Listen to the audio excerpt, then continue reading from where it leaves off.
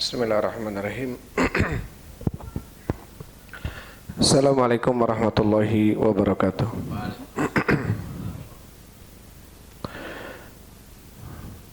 Alhamdulillahilladzi arsala rasulahu bil huda wa dinil haq liyudhhirahu 'ala dini kullihi wa kafa billahi syahida. Wa asyhadu an la ilaha illallah wahdahu la syarikalah iqraran bihi wa tauhida. Wa asyhadu anna Muhammadan abduhu wa rasuluh. Allahumma shalli wa sallim ala nabiyyina Muhammadin wa ala alihi wa ashabihi ajmain, amma ba'd. Ikhwan wa akhwati fillah, hafizakumullah, hadirin wal hadirat rahimani wa rahimakumullah. Insyaallah kita lanjutkan pembahasan kita dalam kitab Bahjatul Qulubil Abrar karya Syekh As-Sa'di rahimahullahu taala. Terakhir kita sampai ke Al-Haditsus Sabi', hadis yang ketujuh ya. Terakhir kita sampai ke hadis yang ketujuh.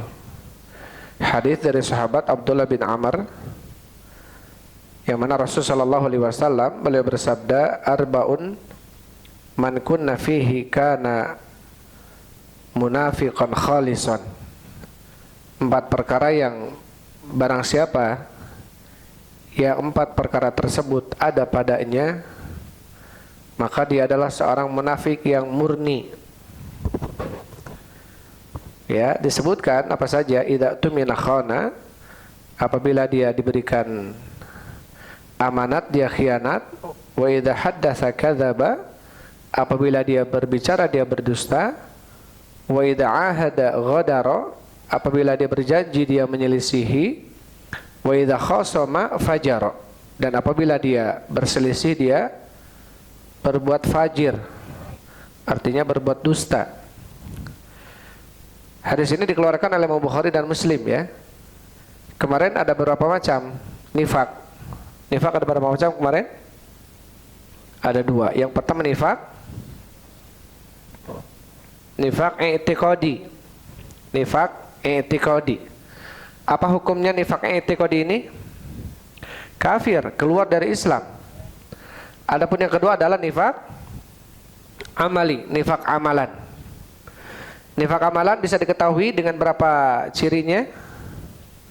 4 ya. Apabila dia berbicara dia berdusta, apabila dia diberi amanat dia khianat, apabila dia berjanji dia menyelisihi janjinya, dan apabila dia berselisih dia berbuat curang dalam perselisihannya.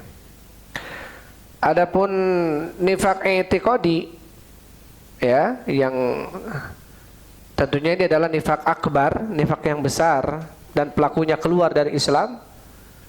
Salah satu cirinya bisa diketahui dengan apa salah satunya? Ya, bagaimana kita bisa mengetahui dia ini munafiknya i'tiqadi? Ya, bukan ciri yang pasti, setidaknya dengan ciri itu bisa menunjukkan bahwasanya dia adalah seorang munafik gitu. Karena memang kalau nifak i'tiqadi, sampai-sampai Rasulullah sallallahu alaihi wasallam itu pun beliau tidak mengetahui orang-orang munafikin yang ada pada zaman Rasul sallallahu alaihi wasallam. Allah Subhanahu wa taala berfirman, "Wa mimman haulakum minal a'rabi munafikun," dan di sekitar engkau ya Muhammad dari kalangan Arab itu ada orang-orang munafik. La ta'lamuhum, yang mana engkau tidak mengetahui siapa mereka. Nahnu na'lamuhum, kamilah yang mengetahui siapa mereka. Artinya Rasulullah sallallahu alaihi wasallam di awal-awal ketika di Madinah itu tidak tahu siapa orang-orang munafik. Yang dimaksud adalah nifak i'tiqadi, nifak keyakinan. Tapi setidaknya kemarin disebutkan ya, salah satu ciri-cirinya adalah ketika dia mengolok-olok agama ya, ketika dia merasa bahagia ketika kaum muslimin mendapatkan musibah atau kekalahan, atau ciri-cirinya dia azillatin alal kufar aizzatin alal muslimin. Sebaliknya, padahal orang beriman itu adalah azillatin alal mu'minin aizzatin alal kafirin. Orang beriman itu adalah orang yang harus dia lemah lembut terhadap orang beriman yang lainnya dan keras terhadap orang kafir. Jadi kalau ada seseorang yang justru dia keras terhadap orang beriman, lemah lembut terhadap orang kafir, nah ini tentunya dikhawatirkan, termasuk daripada tanda-tanda kemunafikan yang besar ya. Taib. Itu sudah kita bahas ya, hadis yang ketujuh. Kita masuk ke hadis yang setelahnya. Bismillahirrahmanirrahim. Qala Syekh rahimahullahu taala, al haditsu tsamin, hadis yang ke-8. Ilajul waswasati fil iman. Obat al waswasah, ya, keraguan di dalam keimanan. Kemudian dibawakan hadis oleh Syekh rahimahullahu taala an Abi Hurairah radhiyallahu anhu, dari Abi Hurairah semoga Allah meridainya. Qala berkata, qala Rasulullah sallallahu alaihi wasallam, telah bersabda Rasul sallallahu alaihi wasallam, ya'ti syaitanu ahadakum, syaitan mendatangi seseorang di antara kalian, fayaqulu, dan dia mengatakan, man khalaqa kadza, siapa yang telah menciptakan ini? Man khalaqa kadza, siapa yang telah menciptakan ini? Hatta yakula, sampai syaitan mengatakan, man khalaqallah, siapa yang telah menciptakan Allah? Fa idza balaghahu, apabila sampai kepadanya bisikan-bisikan seperti ini dari syaitan, kata Rasul, falyasta'id billah, maka hendaklah dia berlindung kepada Allah Subhanahu wa taala, wal yantahi, dan hentikanlah dari pikiran itu, gitu ya. Wa fil lafdin, dan di dalam riwayat lafaz yang lainnya, amantu billahi wa rusulihi, ya, ketika syaitan mengatakan man khalaqallah, siapa yang telah menciptakan Allah, maka hendaklah dia mengucapkan amantu billahi wa rusuli, aku beriman kepada Allah dan rasul-rasulnya. Muttafaqun alaih, hadis ini sepakat Bukhari dan Muslim. Wa fi lafdin, dan di dalam lafaz yang lainnya Rasulullah mengatakan, la yazalun nasu yatasaaluna hatta yaqulun, ya, senantiasa manusia, terus-menerus manusia, mereka bertanya-tanya sampai mereka mengucapkan man khalaqallah, siapa yang telah menciptakan Allah. Baik, ini satu hadis yang kita bahas. Di dalam hadis ini Rasul sallallahu alaihi wasallam beliau mengatakan, akan datang syaitan kepada seseorang di antara kalian, dan yang diucapkan oleh syaitan, man khalaqa kadza, siapa yang telah menciptakan ini? Man khalaqa kadza, siapa yang telah menciptakan ini? Sampai syaitan akan bertanya, tentunya membisikkan dalam bisikan kita, membisikkan kepada telinga kita atau kepada hati kita, sampai mengatakan man khalaqallah, siapa yang telah menciptakan Allah? Ya, ini mungkin terlintas. Saya dilahirkan oleh ibu saya oleh ibunya, ibunya oleh ibunya, ibunya oleh ibunya, terus sampai terus siapa yang melahirkan Allah? Pikiran-pikiran seperti ini ketika sampai kepada kita, apa kata Rasul? Fa idza ballaghahu, apabila sampai kepadanya pikiran seperti itu, bisikan-bisikan seperti itu, falyasta'id billah, maka hendaklah dia apa? Berlindung kepada Allah Subhanahu wa taala. Buru-buru dia mengucapkan a'udzubillahi minasyaitonir rajim. Kemudian wal yantahi, dan hendaklah dia berhenti dari pemikirannya itu. Jangan kemudian diteruskan. Siapa nanti yang menciptakan Allah kalau begitu? Ya, cukup. Ketika bisikan itu sampai kepada kita, siapa yang telah menciptakan kita? Siapa yang telah melahirkan kita? Ibu kita. Ibu kita siapa yang telah melahirkannya? Nenek kita. Nenek kita siapa yang telah melahirkannya? Ibunya lagi, neneknya. Terus sampai nanti istrinya Nabi Adam, Hawa. Terus kemudian siapa yang telah melahirkan Nabi Adam? Siapa yang telah melahirkan Allah, dan seterusnya. Maka ini adalah bisikan-bisikan syaitan. Ya, dan ini terjadi. Ya, dan ini terjadi. Ketika kita masih kecil, mungkin ada pemikiran di antara kita pernah berpikir seperti itu. Ya, pernah berpikir seperti itu. Dikatakan oleh Syekh rahimahullahu taala, ihtawa hadzal haditsu ala annahu la budda an yulqi syaitanu hadzal iradal batil. Bahwasanya hadis ini mencakup, ya, menjadi sesuatu yang pasti bahwasanya syaitan akan menancapkan, ya, pemikiran-pemikiran yang batil seperti ini. Imma waswasatil mahdhah, bisa jadi itu hanya bisikan-bisikan saja, atau sifatnya syaitan membisikkan kepada kita, siapa yang telah menciptakan kamu, atau siapa yang telah melahirkanmu, siapa yang telah melahirkan ibumu, terus sampai siapa yang telah melahirkan Allah. Bisa jadi itu berupa bisikan, au ala lisani syayatin al-insi wa mulahaditihim, atau bisa jadi bisikan itu melalui lisan-lisan syaitan yang berbentuk manusia, atau syaitan-syaitan yang malahid, syaitan-syaitan yang menyimpang, syaitan-syaitan yang sesat, atau manusia-manusia yang sesat. Ya, dan ini ada orang-orang liberal, orang-orang ateis, orang-orang komunis yang tidak meyakini adanya Tuhan. Dia akan berpikir seperti itu, dia akan bertanya. Wa qad waqa'a kama akhbaro fa innal amrayni waq'an. Dan tentu hal ini terjadi sebagaimana dikabarkan oleh Rasulullah.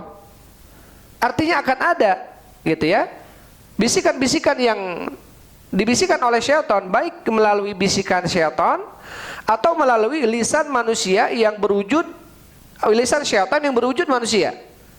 Artinya manusia-manusia yang sesat, yang kemudian hendak mensesatkan mereka dari jalan Allah Subhanahu wa taala.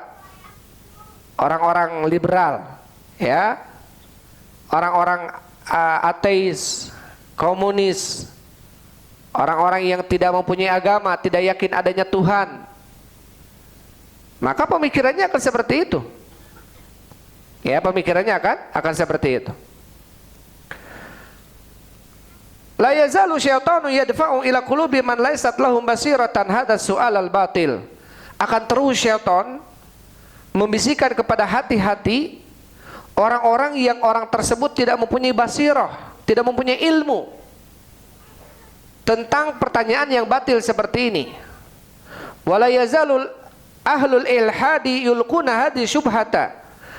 Dan terus akan berupaya ahlul ilhad, orang-orang yang sesat, orang-orang yang menyimpang, akan melemparkan subhat-subhat seperti ini, ya, dan akan dibisikkan kepada manusia-manusia, sehingga manusia apa? Kebingungan.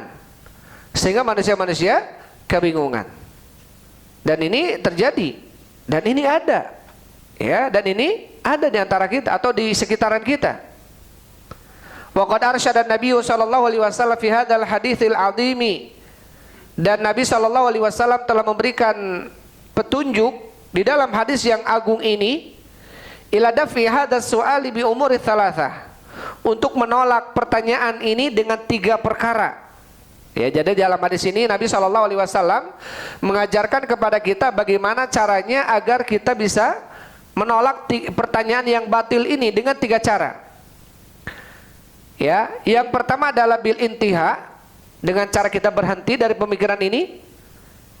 Apalagi ketika kita termenung, gitu ya, ketika kita menyendiri, kemudian muncul pemikiran-pemikiran seperti ini, siapa yang menciptakan ini, siapa yang semuanya adalah pencipta, terus siapa yang menciptakan Allah.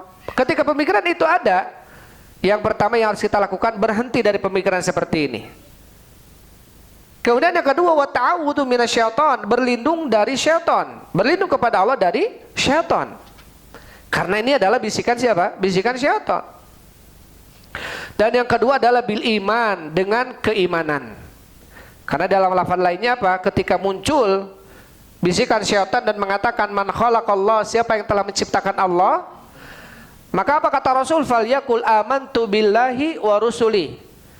Maka hendaklah dia mengucapkan aku beriman kepada Allah dan Rasul-Rasulnya. Ya, karena tentunya Allah menyampaikan kepada nabinya, baik dengan baik di dalam Al-Qur'annya, baik di dalam hadis-hadisnya, tentang Allah Subhanahu wa taala huwal awwalu wal akhiru wal dhahiru wal batin. Dialah Allah yang maha awal. Ya, laisa qablahu syai', artinya tidak ada sebelum Allah siapapun. Wal akhiru, dialah adalah yang maha akhir. Walaysa ba'dahu syai', yang tidak ada setelah itu sesuatu apapun. Ya, artinya kemudian kita mengimani bahwasanya Allah lah maha awal, Allah lah zat yang maha pertama. Walaysa qablahu syai', yang tidak ada sebelum Allah sesuatu apapun. Dan itu kita imani. Kata siapa? Kata Allah Subhanahu wa taala. Wal awwal wal akhir wal dhahir wal batin. Ya, dalam surat apa itu? Al-Hasyr. Ya. Dalam surat Al-Hasyr. Taib. Amal intihau adapun berhenti dari pemikiran seperti itu, dan ini adalah perkara yang pertama kata Syekh rahimahullah, fa inna Allah ta'ala ja'ala lil afkari wal uquli haddan tantahi ilaihi.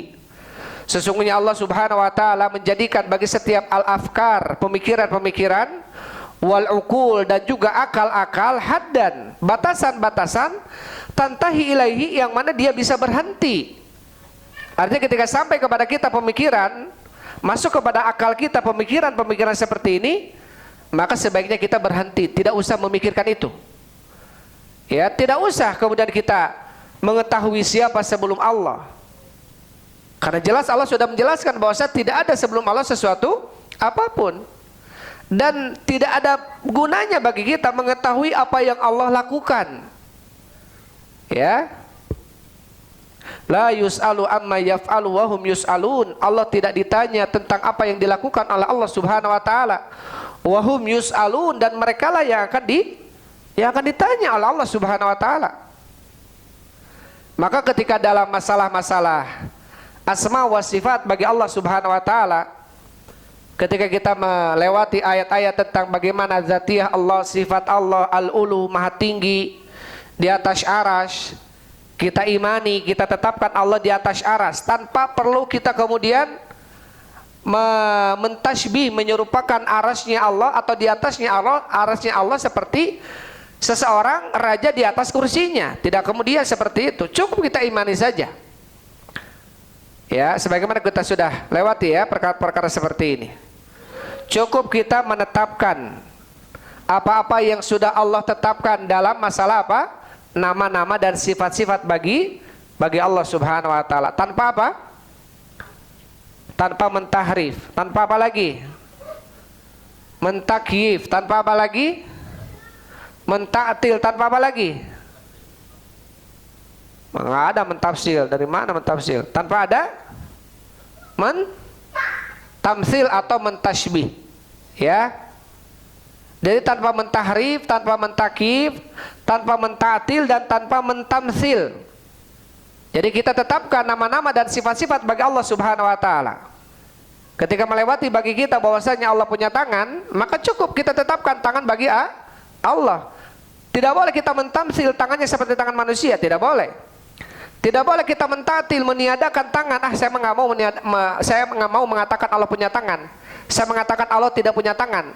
Padahal jelas-jelas dalam surat Al-Maidah, dalam surat apa lagi, Muhammad, ya, Allah punya tangan. Bagaimana kita menafikan itu dari Allah?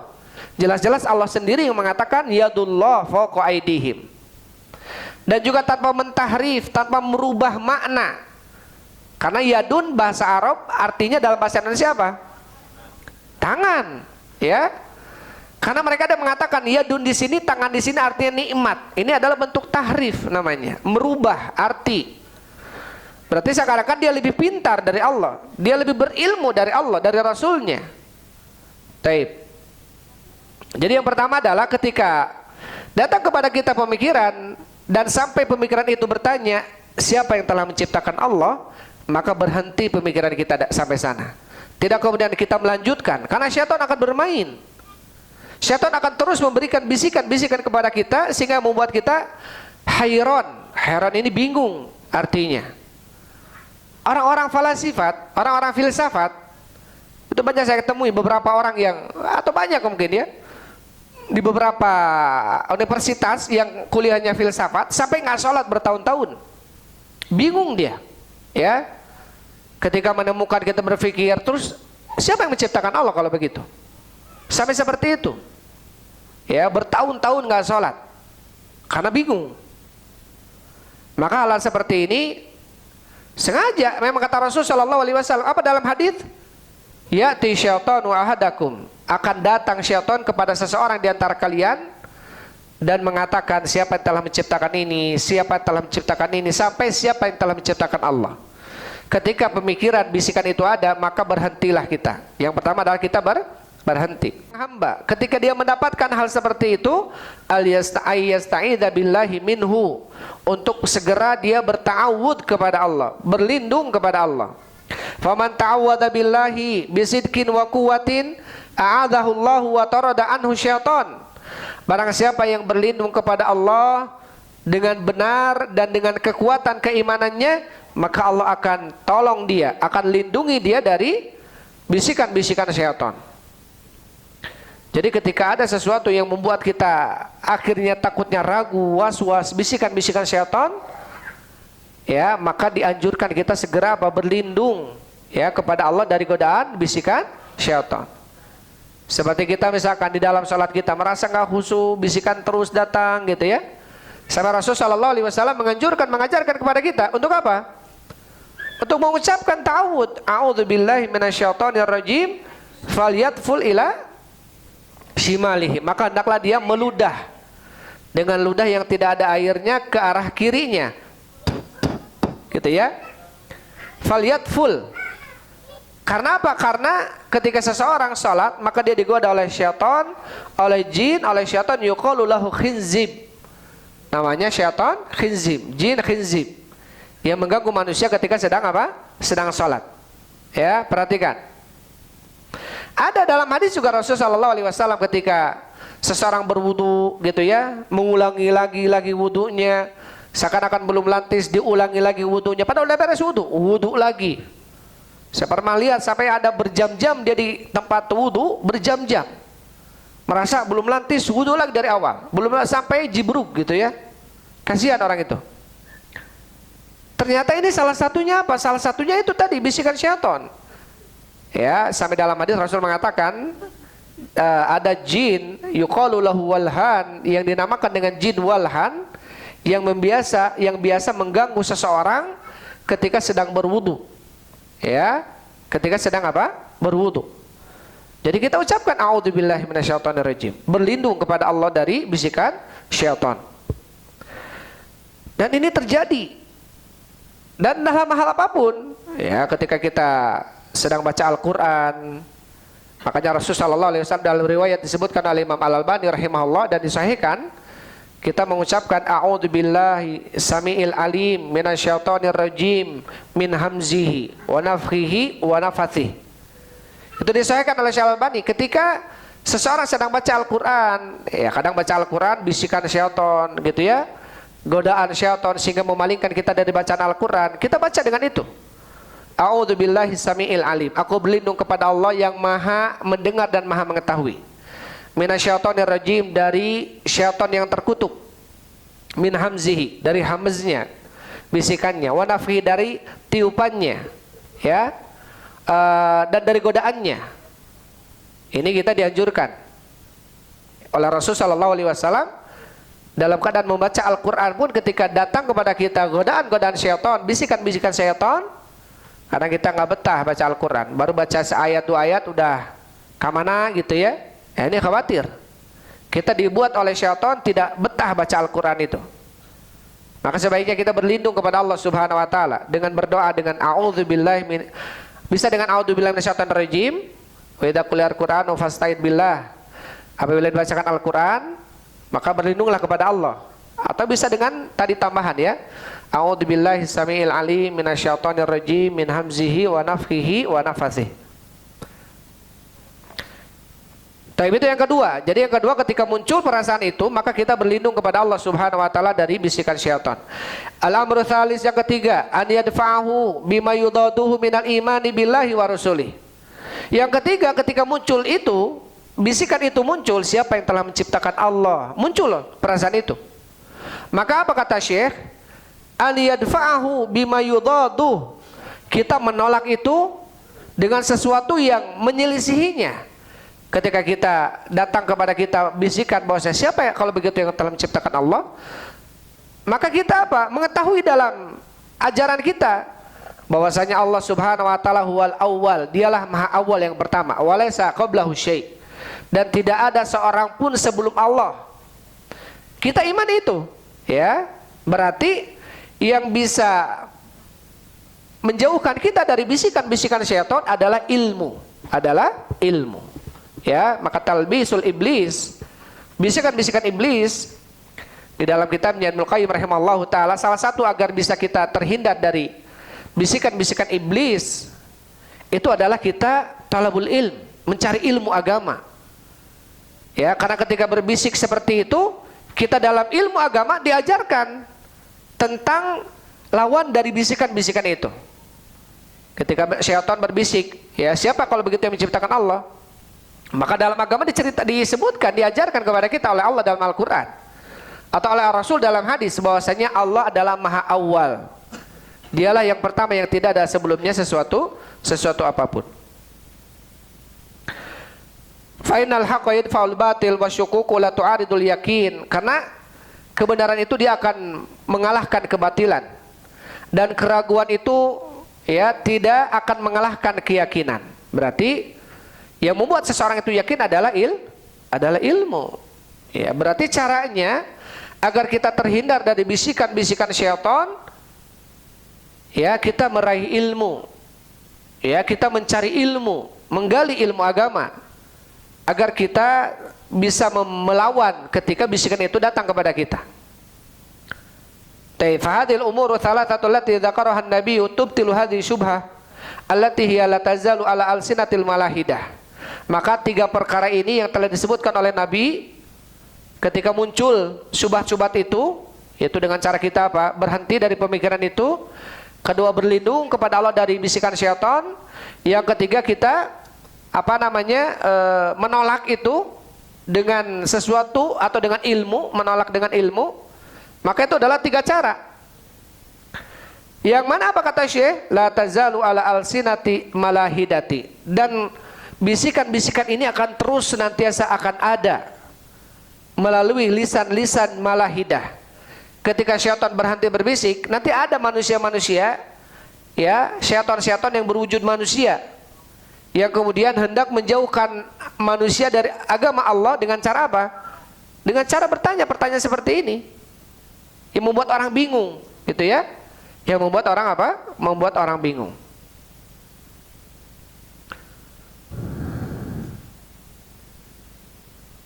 Wa hadhil umuru thalathatu hiya jima'ul asbab ad-dafi'atu likulli syubhatin tu'aridul iman. Inilah 3 perkara yang di dalamnya terkumpul sebab-sebab yang bisa menolak segala syubhat-syubhat yang bisa memalingkan daripada keimanan. Fayan bagi al-inayatu biha fi kulli ma'aradul lil iman. Maka sepantasnya lah, sebaiknya seseorang dia memperhatikan sebab-sebab itu. Ya, ini salah satunya adalah berilmu atau mencari ilmu agama atau menumbuhkan keimanan. Menumbuhkan keimanan. Dan itu hadis yang ke-8 ya. Masih ada waktu, kita langsung masuk ke hadis yang ke-9. Al-haditsu tasi, hadis yang ke-9, al-imanu bil qadar, yaitu beriman kepada takdir. Hadisnya adalah dari Abdullah bin Amr ibn al-As, dari Abdullah bin Amr ibn al-As, semoga Allah meridainya.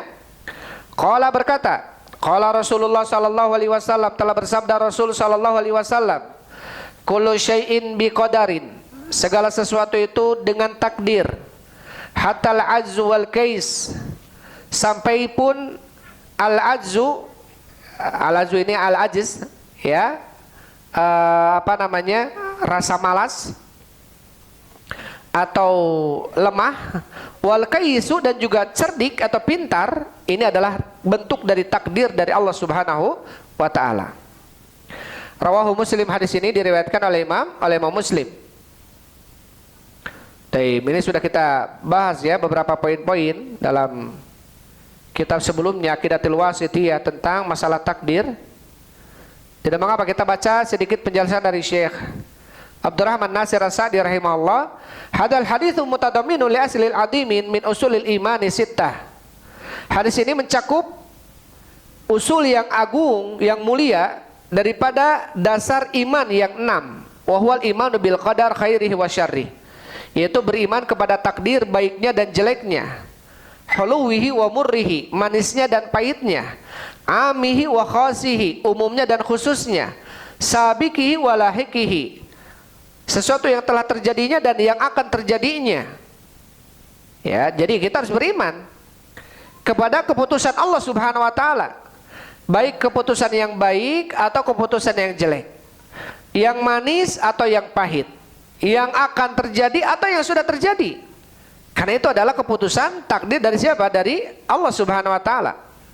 Bi an ya'tarifal abdu anna ilmallahi muhitun bikulli syai'. Dengan cara seseorang hamba mengetahui bahwasannya ilmu Allah itu mencakup segala sesuatu. Wa annahu alima a'malal ibadi khairiha wa syarriha. Dan sesungguhnya Allah mengetahui amalan-amalan hamba baiknya dan jeleknya. Wa alima jami'a umurihim wa ahwalihim. Dan Allah mengetahui seluruh perkara-perkara mereka dan kondisi-kondisi mereka. Wa kataba dzalika fil lauhil mahfuz, dan Allah menuliskan hal itu di dalam kitabnya Lauhul Mahfuz. Kama qala ta'ala, sebagaimana Allah berfirman, alam ta'lam annallaha ya'lamu ma fis sama'i wal ard. Tidakkah kau mengetahui bahwasannya Allah mengetahui apa-apa yang ada di langit dan di bumi?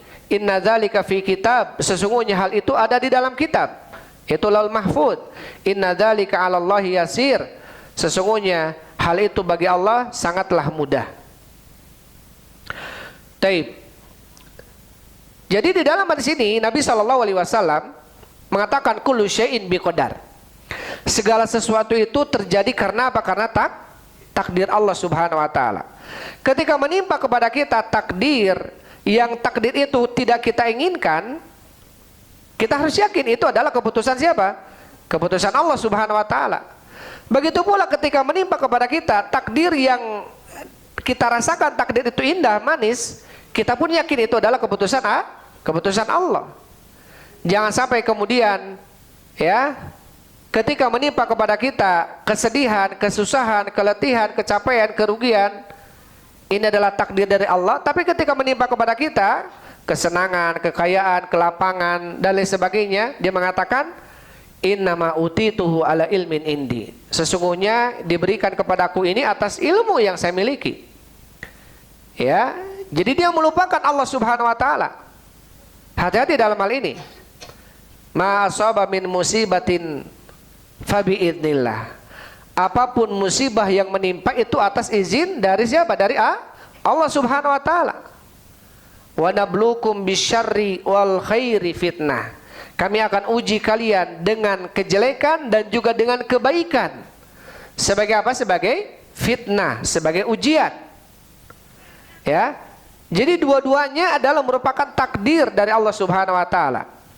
Takdir yang kita rasakan itu adalah indah, manis, baik, enak, atau takdir yang kita rasakan itu adalah pahit, susah, sedih, ya, kekurangan harta. Dua-duanya adalah dari Allah Subhanahu wa taala. Di sini Nabi sallallahu alaihi wasallam menamainya adalah antumina bil qadar khairihi wa syarrihi. Kamu beriman kepada qadar baiknya dan jeleknya. Jadi kalau menurut hadis ini menunjukkan bahwasanya ada takdir baik, ada takdir jelek. Ya, tetapi semuanya dari Allah Subhanahu wa taala. Bukan berarti Allah mempunyai sifat jelek, tidak. Kejelekan yang menimpa kita itu binisbah kita jelek. Tetapi tatkala kita sabar, tatkala kita menerima ujian yang Allah berikan kepada kita, ya, tatkala kita yakin ini adalah bentuk kasih sayang dari Allah kepada kita dan kita beriman dengan takdir itu, maka justru dia akan mendapatkan kebaikan justru. Maka itu dia menjadi baik di sisi Allah Subhanahu wa taala. Ya, menjadi baik atau kondisi itu menjadi apa? Takdir yang baik. Artinya dia mendapatkan kebaikan dari Allah Subhanahu wa taala. Maka tentunya di dalam takdir, sebagaimana Rasulullah sallallahu alaihi wasallam beliau mengatakan al-qadar sirrullah. Takdir itu adalah rahasia dari Allah Subhanahu wa taala. Jadi tidak ada seorang pun yang mengetahui takdirnya. Tidak ada seorang pun yang mengetahui takdirnya.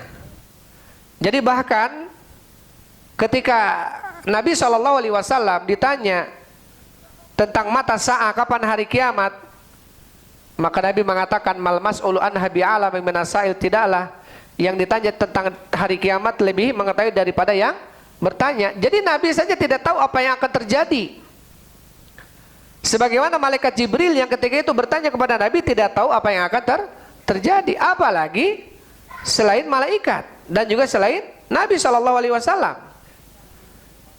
Nah, maka apabila ada orang-orang yang mengaku dia mengetahui apa yang akan terjadi, ya, dia mengetahui tentang sesuatu yang akan terjadi, dia harus begini, harus begitu, biar begini, biar begitu, maka ini khawatir. Dia seakan-akan tahu tentang ilmu gaib, tahu tentang apa yang akan terjadi. Padahal tidak ada yang tahu kecuali siapa? Kecuali Allah Subhanahu Wa Taala. Sampai Nabi SAW, ya, sampai Allah Subhanahu Wa Taala berikan dalam Al-Quran, la kuntu alamul ghaiba. Kalau seandainya aku mengetahui ilmu gaib, lastaksartu minal khairi wa ma masani yasu, maka aku akan memperbanyak kebaikan dan menghindar dari kejelekan. Tapi Nabi SAW karena memang tidak tahu tentang gaib, tidak tahu tentang apa yang akan terjadi, makanya Nabi di Bukit Taib dilempar oleh batu, berdarah pipinya. Nabi SAW ketika di perang Uhud patah gigi taringnya, karena Nabi tidak tahu akan patah gigi taringnya. Kalau Nabi tahu akan patah gigi taringnya, mungkin Nabi pakai helm besi, mungkin Nabi akan menghindar, Nabi akan berupaya menghindari kejelekan. Tapi tidak dilakukan karena memang tidak tahu tentang apa yang terjadi. Maka qadar ini sirrullah, takdir adalah rahasia Allah. Kullu syai'in bi qadarin, segala sesuatu atas takdir Allah. Jadi tidak ada sesuatu yang bergerak di alam semesta ini tanpa takdir dari Allah. Tidak ada sesuatu yang kecil sedikit pun ketika terjadi pergerakan itu tanpa ilmu dari Allah, itu tidak mungkin. Ya, ataib wa indahu mafatihul ghaibi la ya'lamuha illahu. Taib. Gimana dalam ayatnya? Taib.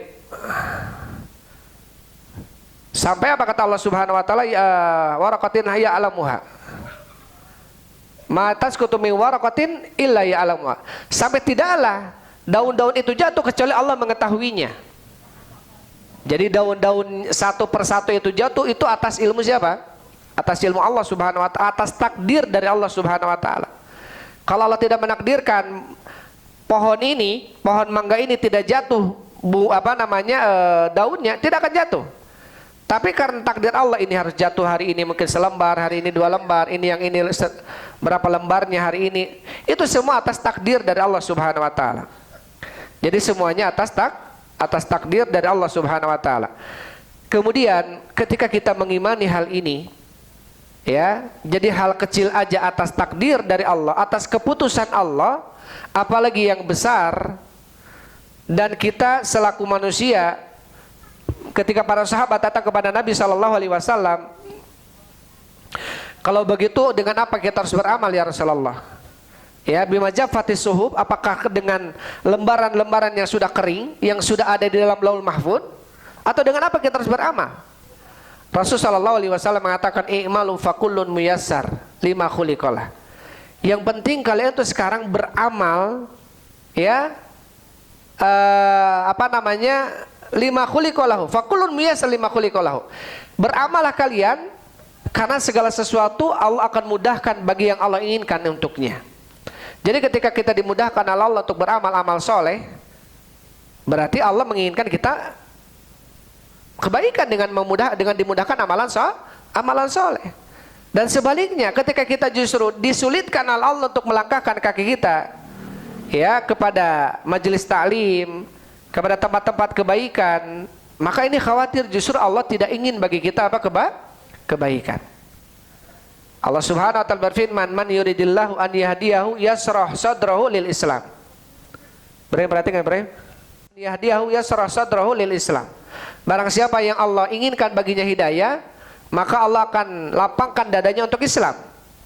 Wa man yurid an yudillahu, dan barang siapa yang Allah inginkan baginya sesat, yaj'al sadrahu dayyqan, Allah akan jadikan dadanya sempit. Jadi ketika kita diberikan kemudahan oleh Allah Subhanahu Wa Taala untuk beramal soleh, maka ini adalah taufik, keinginan, kehendak kebaikan yang Allah berikan kepada kita.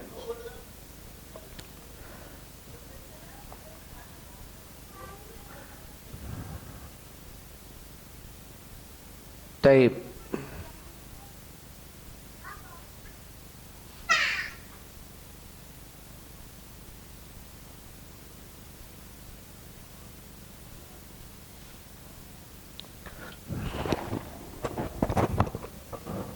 Di dalam sebuah hadis Rasulullah sallallahu alaihi wasallam mengatakan, al-kayyis man dana nafsahu wa amila lima ba'dal maut. Orang yang cerdik, yang pintar adalah orang yang mengamalkan, ya, atau orang yang dana nafsah, menjual dirinya, artinya mengamalkan, menundukkan hawa nafsunya, wa amila lima ba'dal maut, dan beramal untuk hari setelah kematian. Wal ajizu, dan orang yang lemah adalah man attaba'a nafsahu hawahu, yaitu orang yang hawa nafsunya mengikuti, atau dirinya mengikuti hawa nafsunya. Wa tamanna 'alallahil amani, dan dia berharap kepada Allah dengan harapan-harapan. Di sini dikatakan oleh siapa? Oleh Syekh Abdurrahman Nasir As-Sa'di rahimahullahu taala, ya, sebagaimana hadis di atas, al-kayyis wal ajizu hatal ajzu wal kayyisu, sampai pun al-ajiz, ya, kelemahan ataupun kepintaran itu atas takdir dari Allah Subhanahu wa taala. Ada orang yang pintar, ada orang yang bodoh gitu ya. Ada orang yang rajin, memang itu atas sesuatu menjadi catatan dari Allah Subhanahu wa taala. Tapi tentu kita bisa berupaya, ya. Tentu kita bisa berupaya. Artinya kita bisa mengupayakan, apalagi kita tahu bahwasannya tentang keutamaan orang yang beramal untuk hari setelah kematian, kita tahu keutamaannya, maka hadis itu menjadi pendorong bagi kita untuk bagaimana caranya kita beramal agar kita memperbanyak, ya, tabungan kita nanti di hari yang akan datang. Intinya apa? Intinya semuanya atas ketetapan dari Allah Subhanahu wa ta'ala, dan sesuatu yang sudah Allah tetapkan itu tidak mungkin berubah, ya. Dan perubahan sebagaimana dalam hadis atau disebutkan, ya, man sarrahu an yatamatsala, atau barang siapa yang ingin ayun syafi atharihi, kemudian wa yubsata fi rizqihi falyasir rahimah. Barang siapa yang ingin dibentangkan rezekinya, dipanjangkan umurnya, maka sambunglah silaturahminya. Apakah kemudian menyambung silaturahmi bisa berubah takdir? Ya. Karena tentunya kita berjalan sesuai dengan takdir dari Allah Subhanahu wa taala.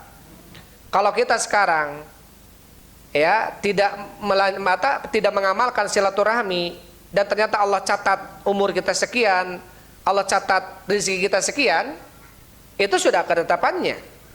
Ketika kemudian kita silaturahmi pun dan ternyata kita umurnya sekian, itu sudah ketetapannya. Ya. Jadi nggak bisa misalkan hari ini kita tahu ini kita umur 60 tahun, besok silaturahmi bisa jadi 70, enggak. Karena kita tidak tahu takdir kita. Ya, kita tidak tahu takdir kita.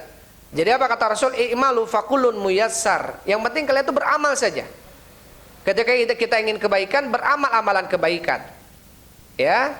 Dan ketika kita tahu bahwasannya hal-hal yang bisa membuat yunsa fi atharihi, dipanjangkan umurnya, salah satunya adalah sambung silaturahminya, berarti ini termasuk sebab gitu. Kalau kita memperbanyak silaturahmi, kemudian Allah panjangkan umur kita, memang jauh-jauh Allah sudah mencatat dalam Lauhul Mahfuz bahwasanya orang ini banyak silaturahmi, umurnya pun panjang. Ya, tentunya ini semuanya atas takdir dari Allah Subhanahu wa taala. Tinggal kita bagaimana caranya ketika kita ditakdirkan menjadi orang yang mudah untuk mengamalkan kebaikan. Yang terpenting bagaimana caranya kita menjaga itu, ya. Yang terpenting bagaimana caranya kita istiqomah. Taib, itu 2 hadis, ya, yang kita bacakan malam ini.